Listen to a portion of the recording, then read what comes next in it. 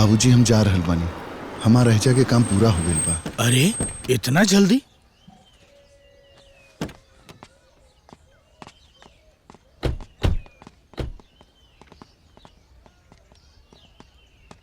बाबूजी सुनैना के ब्याह तय हो गइल बा और आवे वाला लगन के पहला तिथि के दिन भी धरा गइल बा। हैली मुंह मीठा करी। बाबूजी हम चलतनी। मोहन हमका कहता नहीं कि सुनैना के ब्याह तक ऐजा रुक जा। वो का है ना, शादी ब्याह के घर में बहुत काम होला, थोड़ा मदद हो जाए और हमके भी खुशी हुई कि हमार बचपन के मित्र ना, लेकिन उनकर बेटा तो उपस्थित रही। रुक जा।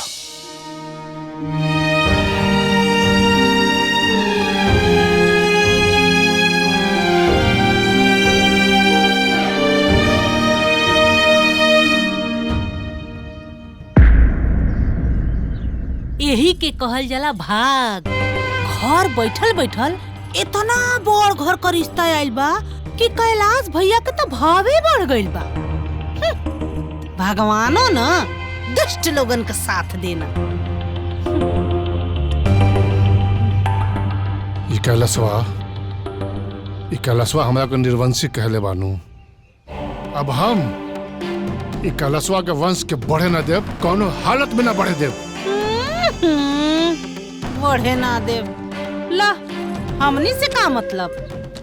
छोड़ा जाए दा, ला मिठाई खा।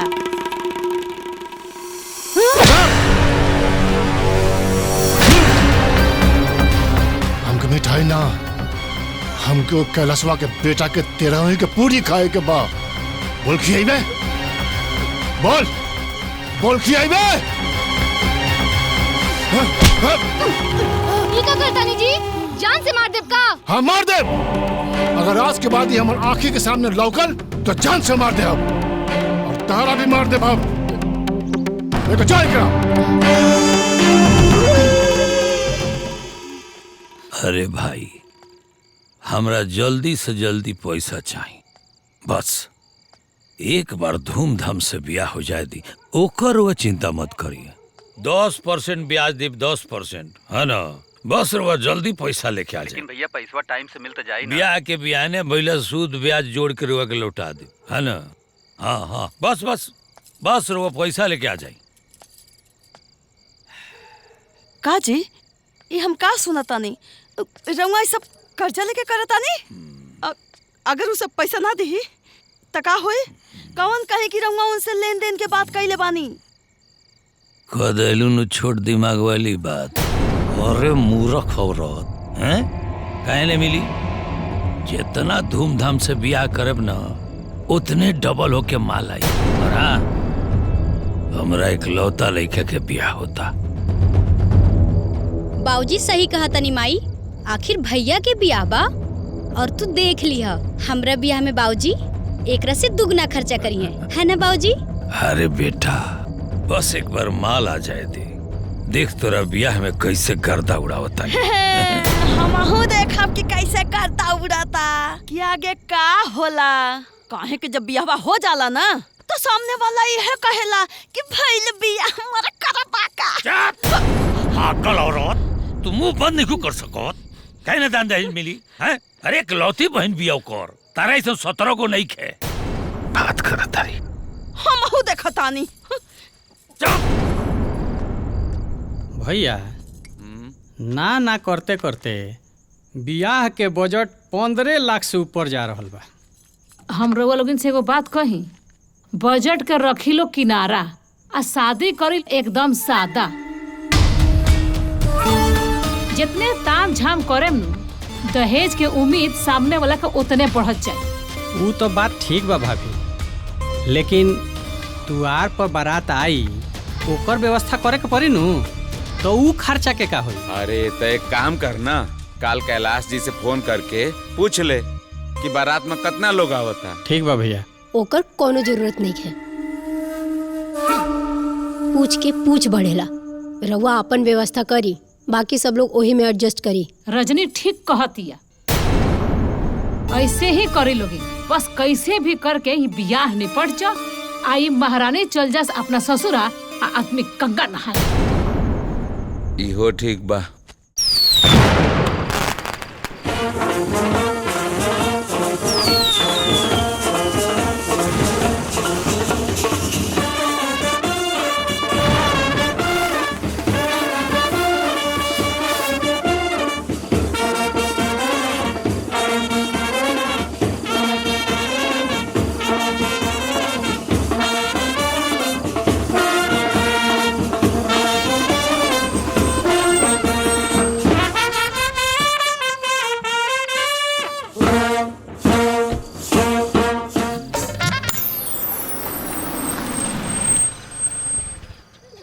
अब जल्दी अब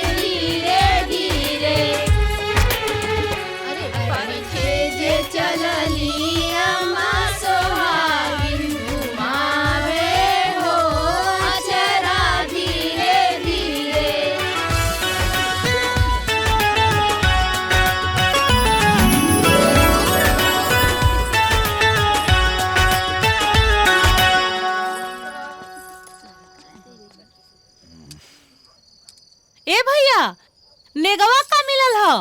देख कटहर मिलल बा। अरे बहिनी ठोक देला सा हमरा के।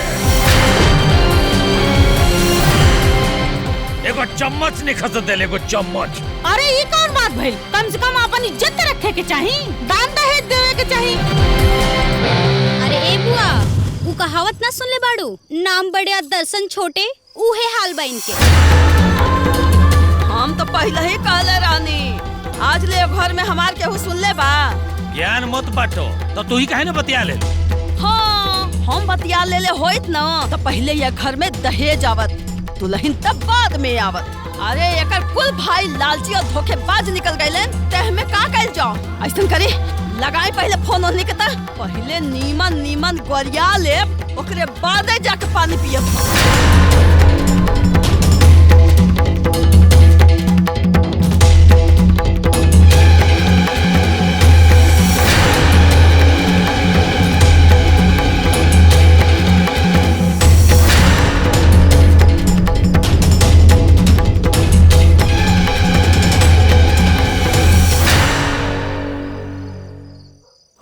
खोर फोन में नहीं उठाओ।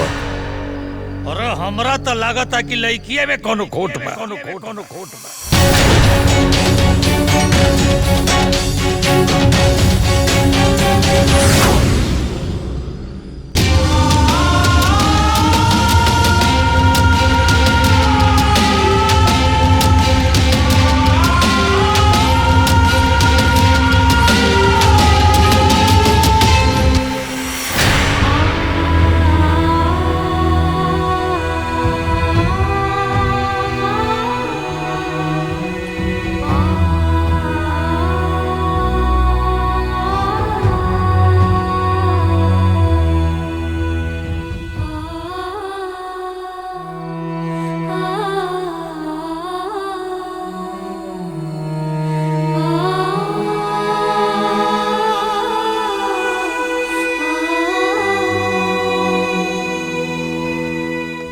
अभिषेक। जी बाबूजी। रवो बोले नहीं बेटा, औकात से ज्यादा हम कर्जा लेके खर्चा कर देनी। सोचने की वहां दान दहेज मिली तो चुका दे, लेकिन वहां तो ठन ठन गोपाल हो गई। अब हमारा समझ में नहीं आवत कि हम क्या करें। बाबूजी हम देखे तनी, हम कुछ करते नहीं बाबूजी। कुछ करे के पड़ी बेटा। जी बाबूजी।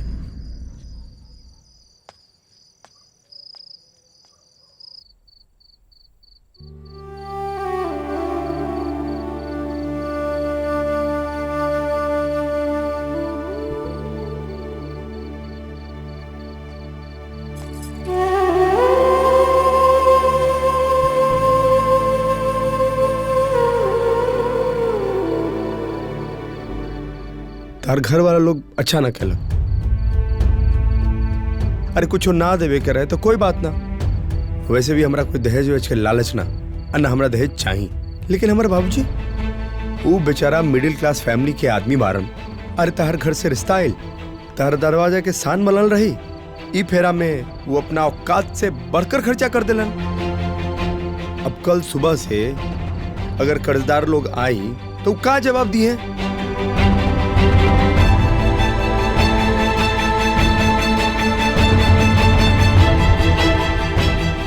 अरे बोलत काहे नहीं खूब?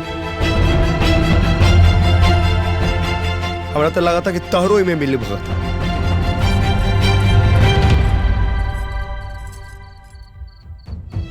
रहुआ ये सब का कहता नहीं जी, हमके ये सब के बारे में कुछ नहीं के पता। ठीक बा, जब तक ये सब बात तारा मालूम ना हो जाए तब तक हमरा और तारा बीच में पति पत्नी का रिश्ता सिर्फ और सिर्फ नाम के रहे। जाता नहीं।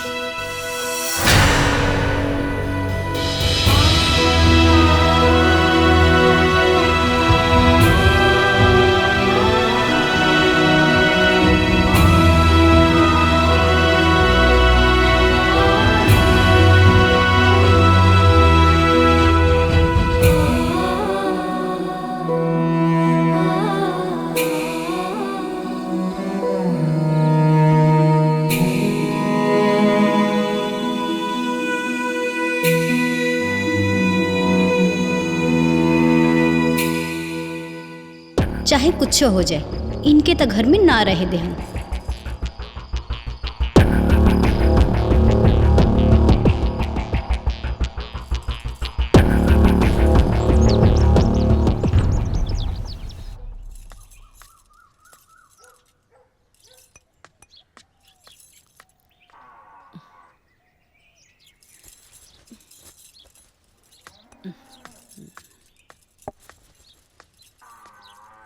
बुआ जी, हाँ रहदा हम पूजा पाठ करीला। झूठ फरेब लोग हमार गोड़ छुई ता हमार पूजा के पुण्य हमके ना मिली। हम रवा से का झूठ बोले रहनी बुआ जी? तू ना बोललू, लेकिन तोहार घर वाला तो बोलला ना। बुआ जी, अब तो ये हमार घर है ना। ना ना ना ना ना ना ना ना ना, ऐसा सोचिया भी मत। तोके ई घर छोड़ के जाए के पड़ी। बुआ जी, हम आपन घर छोड़ के काहे जाए? हम कहीं ना जाए बुआ जी। दुल्हन,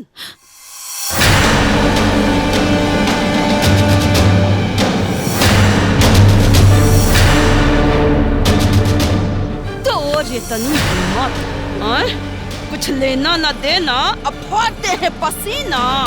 तो इतना हिम्मत बढ़ गई कि ते हमरे नाना से जबान दराज करबे। तोरी जबान ना ऐसे खींचब, खींच के चूल्हे में छोड़ दे।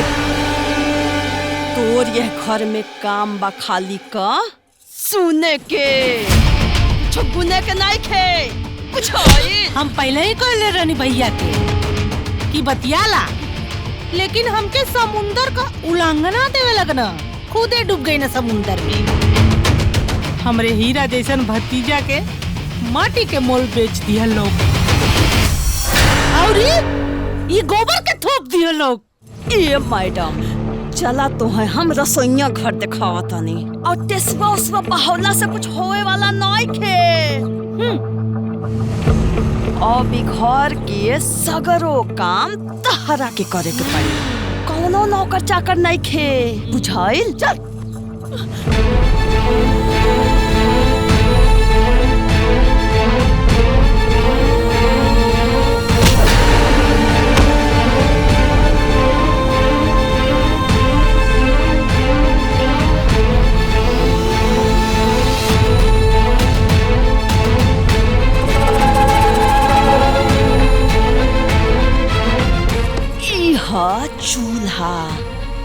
बेड से चूल्हा चौकी और ये घर से लेके बाहर तक सारा काम तो के करे के बा, बुझाइल? शुरू कर।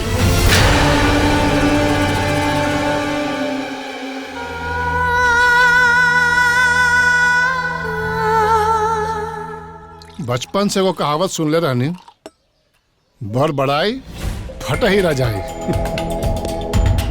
कलशवा के बड़ा गुमान रहे, अपन बेटा के बियाह बड़का घर में करत है, बड़का दहेज लेके आई, लेकिन मिलल का डर के कोआ। ए जी, हम तो इहो सुननी हा कि भाई साहेब कर्जा लेके बियाह में खर्चा कइले बाड़न और दहेज के नाम पर कुछो ना मिलल। एह से बेसी सामान भिखारी के यहाँ मिल जाला। अरे लड़का के बुआ आ गई नहीं। बैठ भागवाता बैठ। ए हो गल तो हार भतीजा के ब्याह। सुनली है दहेज में बहुत सामान मिलल है, इतना मिलल है कि गांव छोट पड़ गया था सामान रखे खातिर। अरे छोड़ छोड़, ये बताओ तहरा के का मिलल है? अरे बक दिमाग खराब मत करो लोग, तू का दी हंसा हमरा के, हम लेब तब ना। बड़ा उड़त रहे लोग, उड़ले का फल मिल गए। तो सुना, हमके मत सुनावा, ठीक ना? खुदे हमार दिमाग ठीक नहीं है। अरे तू तो हमार बात के बुरा मान गेलू आए। ए संध्या, मिठाई लेके आवा, खियावा इनका के, बड़ा भकुआयल बाड़ी।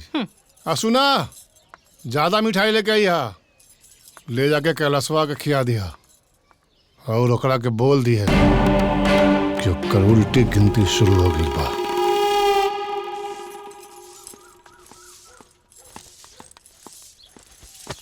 ए माई, माई, रानू, अरे तने एक गिलास पानी तो दा। पानी।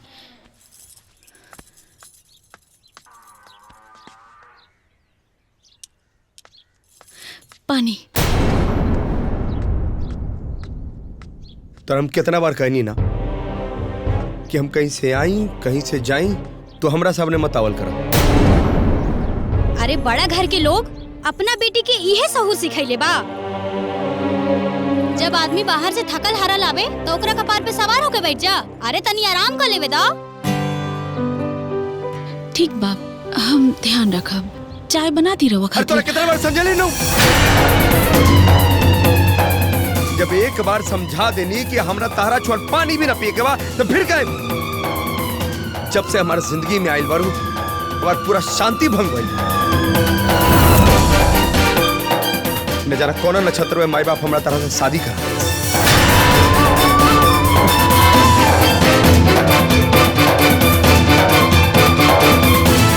अरे एक बार नौवा हमरा से भेटा जाओ बस, ओकर तो हम ऐसा गति बनाइब नु कि वो जिंदगी भर याद करी।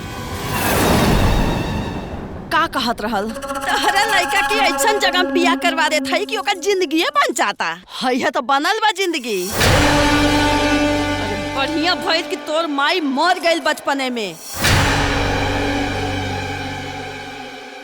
नहीं ते आज, अरे आज हमार ताने सुन सुन के मर जा। अम्मा जी, हमरा और हाथ जोड़ो तनी, हमार माई के बारे में कुछ ना कर। जे कहे के बा हमके कही, वो बेचारी तो हमरा मुंह नहीं के देखली।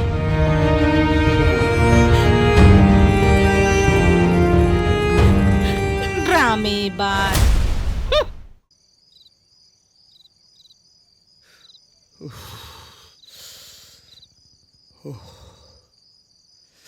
रानू,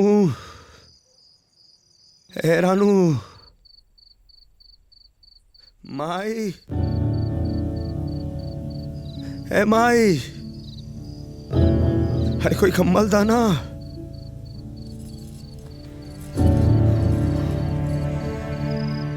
अरे हमको बहुत ठंडा लगा था भाई। माई,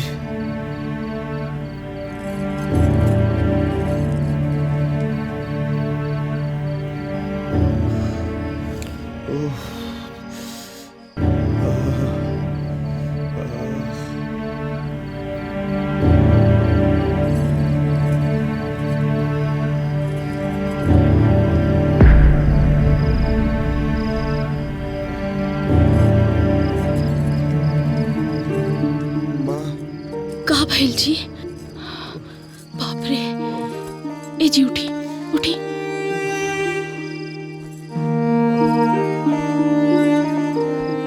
आई, संभाल के।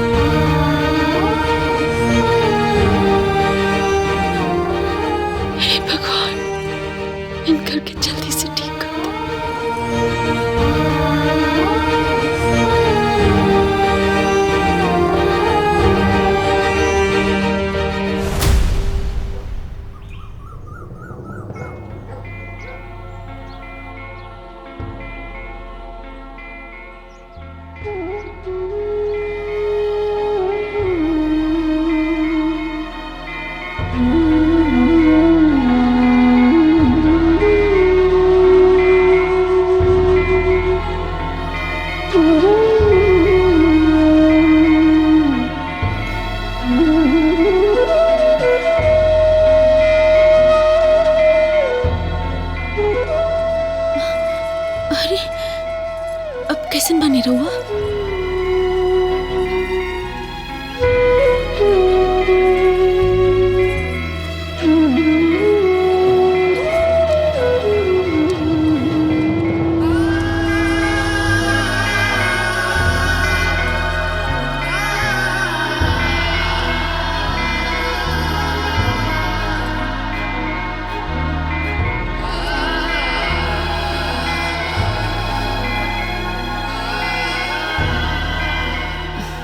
तनी ठीक बा।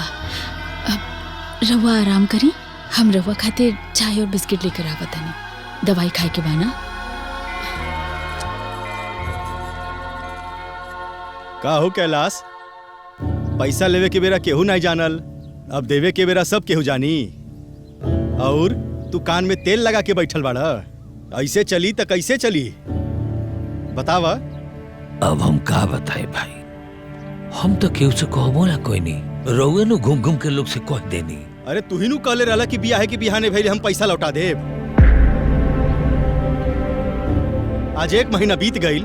अरे असल त असल, तू तो सुधो नहीं खे देवे के बारे में सोचा। रउए चिंता मत करी, राउर पैसा मिल जाई। बस 2-4 दिन के मोहलत दे दी, रउए फिर आवे के ना पड़ी। 2-4 दिन मतलब केतना? 2-4 दिन हम तहरा के 1 सप्ताह के समय देता नहीं। 1 सप्ताह के बाद हमार पैसा मिल जाए के चाहिए।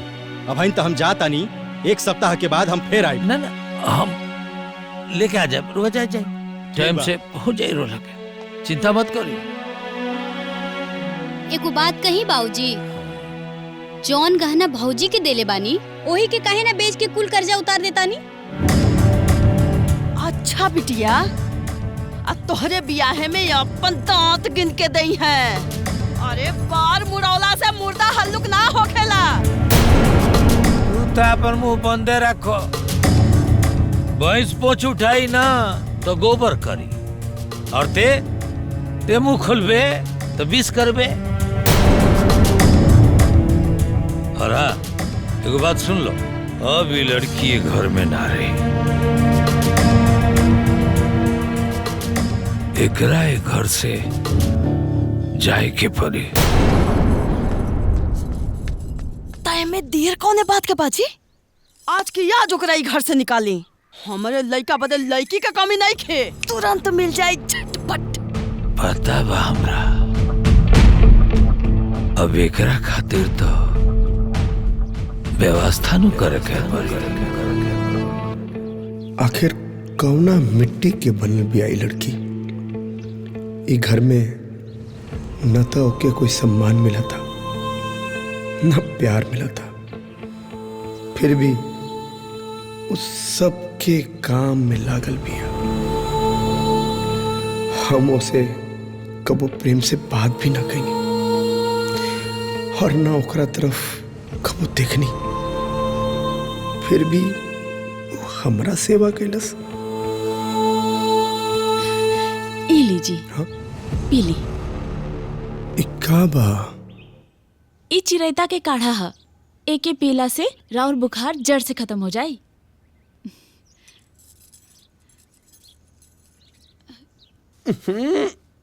तो बहुत करवा बा। सुख पावे खातिर तनी दुख तो सहे के पड़ेला जी। ई कड़वाहट ना राउर रोग के जड़ से खत्म कर दी। तनी हिम्मत करके पी ली।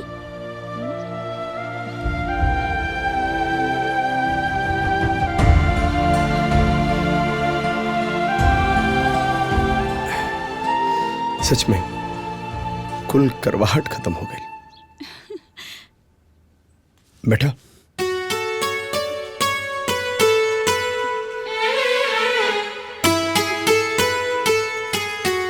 एक गिलास लाओ। सुने ना, हम जाने अनजाने में तार कितना बार दिल दुखाई तो के कबो हम समझ न पैनी। हो सके तो हमके माफ करते। सुने ना, हमके माफ करते। ना जी, माफी मांग के हमके छोटा मत बनाए। रवा हमके समझ गए नहीं, हमके और कुछ ना चाहिए। अरे अब तो मौत भी आ जाए।